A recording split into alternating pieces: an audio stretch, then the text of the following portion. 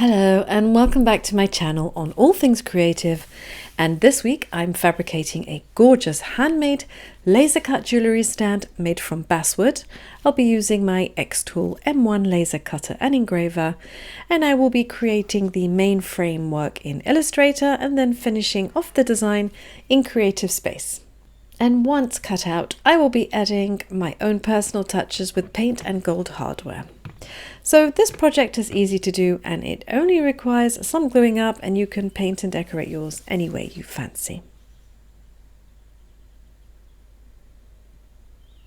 So I'm going to start in Illustrator, and using just some basic tools I've created an oval shape and some cutouts. Those are the ones in pink, and I'm going to delete those from the oval frame, and that will give me the final shape of the jewellery stand.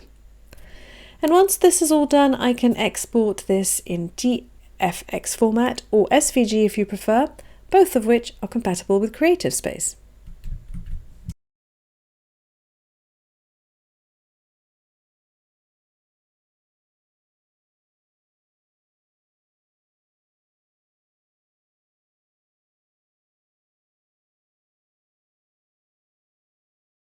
Now let's open up Creative Space, and once open you can import the file just created.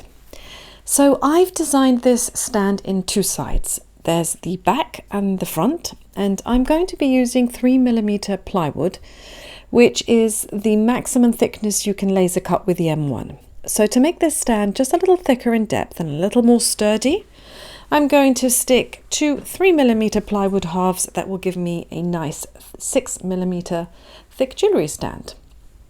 But first I'm going to add some small circles in an arch shape to the lower half of this stand.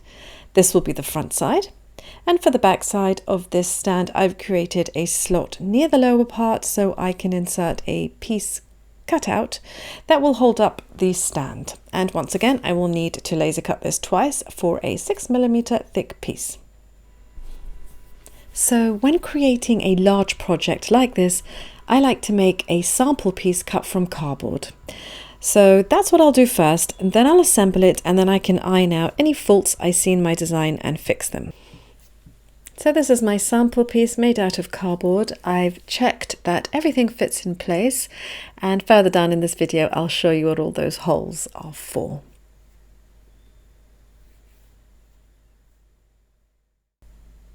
So this square will represent the actual size of my plywood sheet, my 3mm, which is 30 by 30. So I'm just making sure that everything fits onto that one sheet before I print. And these are the pieces that will hold the stand up. So I'll need to replicate them twice and then try and fit them snugly all onto this one 30 by 30 centimeter piece of plywood.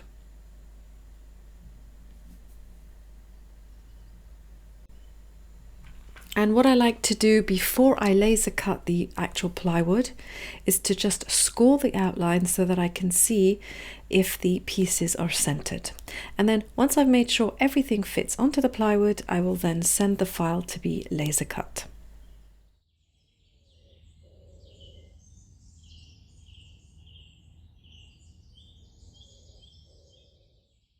And before I do anything, I like to give it a good hoover, a good clean out, before I actually add my plywood piece and do the final cut.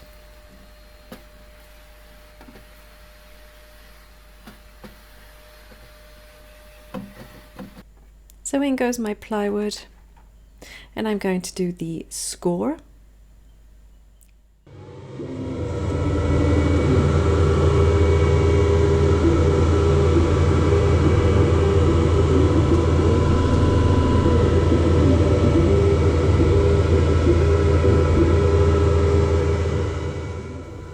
So this turned out perfectly, so I sent it to laser cut.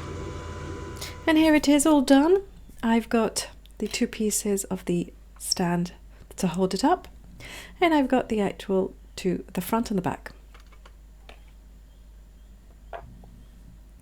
So I'm just doing a little dry fit, make sure that everything fits in before I commit to gluing it. And the rest really is quite easy. All you need is some wood glue. And you sandwich the two pieces together and let it dry completely.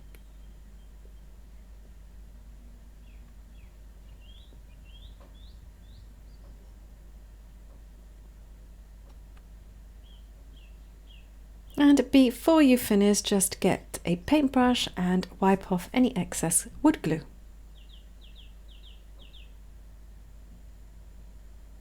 And then once that's done, the sides will have a little bit of seep out from the wood glue.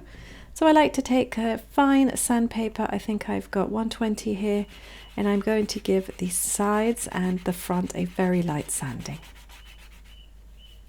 And now it's time to choose paint colors. I've got two vintage paints here. I've got a light pink and a sort of a taupey beige. We're going to go with the beige because I'm going to do a wood grain effect with some white on the top.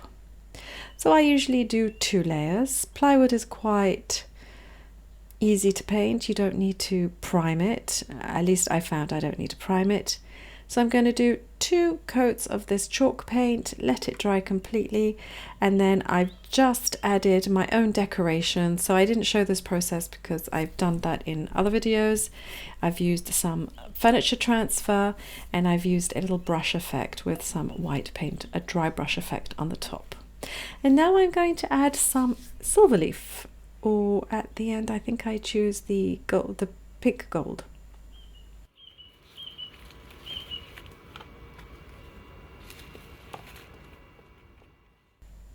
And for this I'm using some gilding paste, or size as they call it, and I'm going to not bother trying to wash out a paintbrush. I'm being lazy today. I'm going to use a Q-tip and I'm just going to apply it here and there.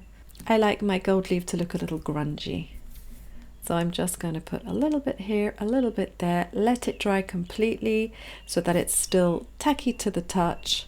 And with a mixing solution, this gold size, you can leave it almost overnight and it will still be tacky the next morning. But this one usually takes about 10-15 minutes.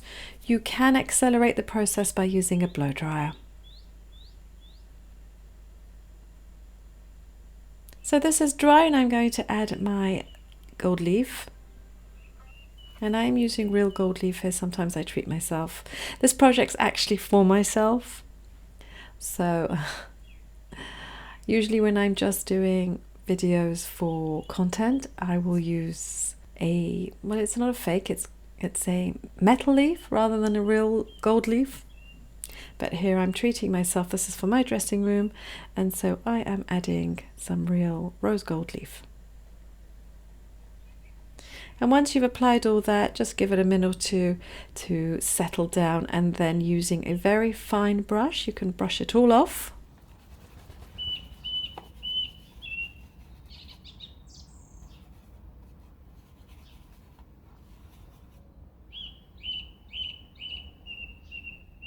So now I'm just going to add some of these hooks. I got them from Amazon.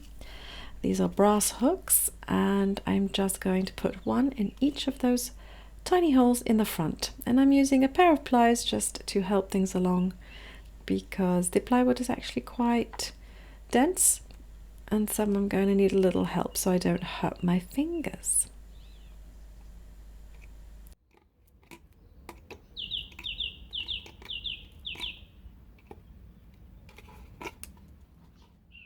And once I have straightened that one out, I am going to add the other 4. And just like that, it's done. So on the back side, what I am going to do is add those dowels that I showed you in the beginning. So those dowels will just help the necklace from falling back down. They're optional, you don't have to put them on. But I'm going to use a transparent clear varnish in a matte finish, and I'm going to do 2 coats of that. So here it is. Here's the final version of it, and I actually did 2 more. I loved it so much, and I did the other 2 in a different style, and I'm going to offer them, one to my daughter and one to a friend of mine. And I've done them all very similar style with a few different stickers and a few different transfers. I really like the way it's turned out. I hope you've got some inspiration to do your own, or you've just enjoyed this video. If you have, thumbs up please. And if you haven't already, subscribe to my channel. I have lots more like this coming up in the next few weeks. So I will see you in my next video. Take care everyone. Bye.